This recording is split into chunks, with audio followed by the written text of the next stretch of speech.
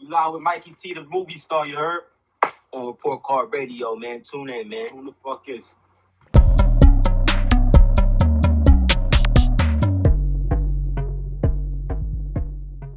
You know, since I got you two here, I got AMIZ, I got JT. It's kind of like an unofficial build or destroy episode. I wanted to ask you guys, guys, I have a lot of conversations with ARAB, and people are actually wondering, like, how's this guy talking to me? They think he's actually using an iPhone. So nah, they got Global Telling. They got an app, right? Look, I think it's called Global Telling, and or I forgot what it's called. It's like something Connect Network. Yeah, that's what the app's called, but it's really Global Telling, whatever. And you can put money on there, whatever. You can call out on there, or you can well, not call out, but they can call. But then you can do texts. You know what I mean? Like, so I text my brother, he upstate. You know what I'm saying? I text my bro, he upstate. You know what I mean? Like, yeah, like they got tablets in themselves now. Yeah, they got, you know what I mean? They ain't have it when we had it. He in the feds. Yeah, he in the feds. He in the feds, right? Yeah, Ab's in the feds. Yeah, but they have that all over though. It's just different. Like when I was in there, they had they before the tablets, they had the old school shit. When I was in there, you get on the computer and shit. Yeah, we talking about the feds. Yeah. In New York, in New York, I heard they got that. They got it in a couple places. Yeah, they got that shit. Yeah, but it's everywhere. Like every state is different. Every like if you in the state penitentiary, if you in the feds, or if you in Pennsylvania, or if you in New York, you know what I'm saying? Like every place they do it differently, but people do got access to tablets. It's just monitored. You know what I mean? Like they got some, I don't know how they do the monitoring shit, but it's monitored. So let me ask you guys, why have jails given the inmates this much of a direct contact with the outside world? I think, like my opinion, because they was talking about all that. Like I didn't have that when I was in. You know what I'm saying? But they was talking about all that. And the MP3 players, remember? They did the test with the MP3 players in certain jails. They probably just feel like, how entertainment. How advanced the streets are now. So if I was going to jail today, tomorrow, which ain't gonna happen, but we ain't gonna do that. Yeah. But it's like it's so connected to the outside world with this internet life that people will literally go crazy not having no way of connecting with their parents other than the phone, where so many fights and arguments over getting on the phone. So you made it a lot easier with the communication through the tablets and keyboards and whatever the case is, whatever. It's just it makes you want to stay out of trouble. Yeah, you know what I'm saying? You get more outlets. Right. More outlets. That's right.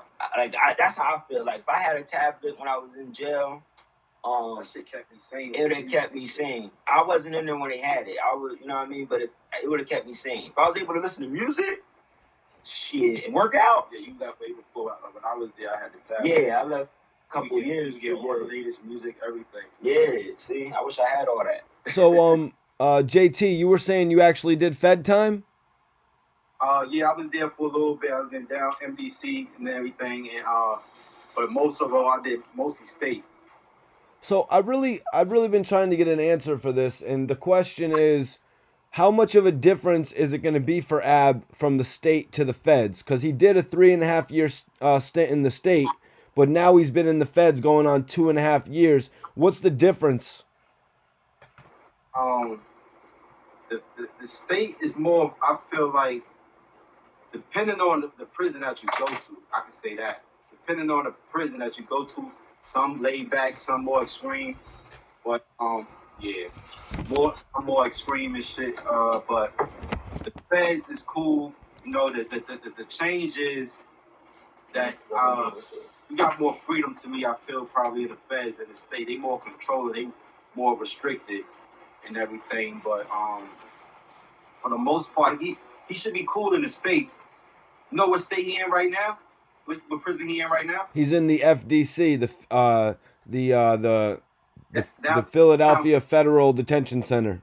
Yeah, that shit knocked off. Like that's a holding area where they hold you for your cases and shit. And then they figure out where they want to send you from there. And that shit is confined. Like it's barely no air circulation. Like it's terrible. You feel me?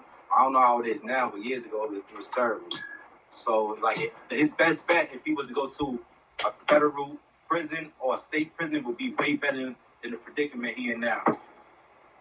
Yeah, you know, a lot of people think that once Ab gets sentenced and he's taken out of the FDC, they think I'm not going to be able to have any contact with him. I would think that would open up more contact and phone calls. Maybe not, because you know it's in them joints. It's easy to get access to phones and computer and the texting and all that. But I'm quite sure in the penitentiary also. But I don't. Yeah, like the communication would probably be a lot more easier now than when he gets to where he going. Damn, man. I appreciate you guys tapping into that with me. You know, but one thing I wanted to talk with you both about, because, you know, it's great that you two guys are home. You guys are home. You're flourishing right now. You guys got objectives. Another close homie of mine, Wallow, just came home a few years ago from a 20-year stint, and he's flourishing.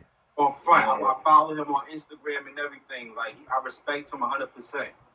Yo, man, like I'm gonna keep it 100. Like I think I just sent you that drawing, that interview he did with Meek Mills, and he was sitting. It looked like he was sitting in like a school building or something like that. And like I sat there and listened to that whole interview, man, and like he knows, like he on the same time, like, and that's why like I fucks with him. You know what I'm saying? Like his whole, like I understand like going from one transition and then coming out here and then being in a whole nother type of setting. Like, you know what I mean? Like, this is a whole new reality that we embrace. You know what I'm saying? And it's hard. Yeah. You know what I mean? Like, way harder. Yeah. It's like the outcome gonna be a lot greater. Yeah. Without a doubt. Yeah, so what type of advice could you take just from what he's doing, just from seeing him come home like that? What type of experience do you see and can you get for yourself just from watching somebody actually do it? Man, it's countless, man. I say anything's possible. That's what I get from it. Like, whatever you set your mind to, it goes back to my brand. Whatever your mindset is, that's what you're going to get, man. Like, it's all about how you think first, and then it comes into reality. It manifests. So, if you was in the streets and you was thinking negative and you doing that, you're going to go full throttle. But if you coming home with a positive mindset and you want something, you're going to get it, as long as you put that work in. And that's what I get from him. Like, he started with a phone, like he said, like, he walked around with a phone, expressing himself and what he's been through and the things of reality of what other people go through and what he learned from it. And he took that and he real the whole time. Yeah. And he real about himself. That's the thing. Like, he real about himself. He don't hold no punches. So yeah, I respect that, man, and I embrace it, and I love every bit of it, man. And I'm learning from him.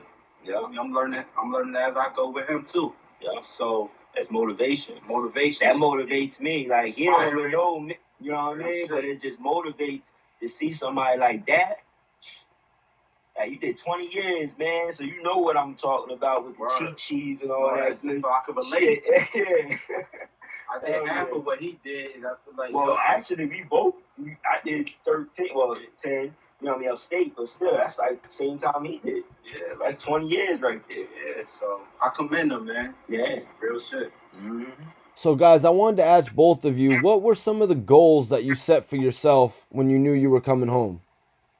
Like I told him in one of the interviews that we did with Build and Destroy, it all goes back to me with location. You feel me? Like, I knew that if I came home and I went back to the same environment, because they say you're a product of your environment. You feel me? So in some sense it is true, because it's the influence and distractions.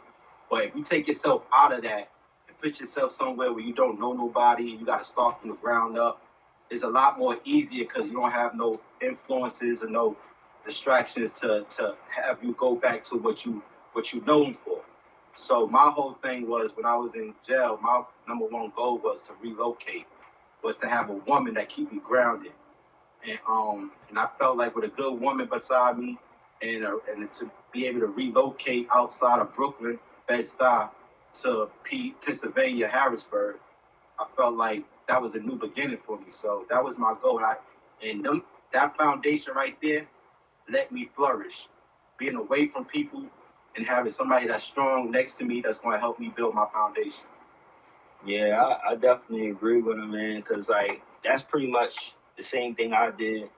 I got out, I relocated as well. I went to Erie, though. I ain't know nobody out there, and I just started from the bottom. I had a couple dollars in my pocket. I was in a halfway house. I figured out some programs that had helped me, get like the first month's rent, security deposit, and then I actually found a program that helped people in Pennsylvania where if you on parole for more than 3 years, or at least 3 years, they'll help you with 6 months rent, and either they give you 6 months rent or you'll pay the 6 months rent and then they give you the money that you're paying them back. And that's what they did with me. I did the same thing. You did the same thing? Yep. See, that's what I'm saying. Like, and that right there, like, helped me get my out the halfway house. You know what I'm saying? And then once I got out of the halfway house, I got a car, worked and all that good stuff. And then I moved from there to Pittsburgh, got my CDLs, and then I moved back to York. You know what I'm saying? Because at that point, years then went past. You see what I'm saying? By the time I came back home, I moved out the city. Like, and I'm in the place now. I live like about 30 minutes from the hood. You know what I mean? But I'm back in my city. But it's just I'm on the outskirts of my city, and it like even with that, it helps me like stay grounded. You know what I mean? That way I'm not in the streets and stuff like that. But I get to see my family. But I'm about to move again. You know what I mean? Because I need to grow. So it's time for me to get away from, even that little bit so I can focus on what we're doing right now.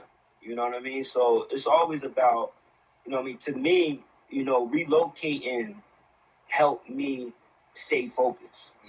You know what I'm saying? So that's one of the biggest things with me. And obviously it's the same pretty much with him.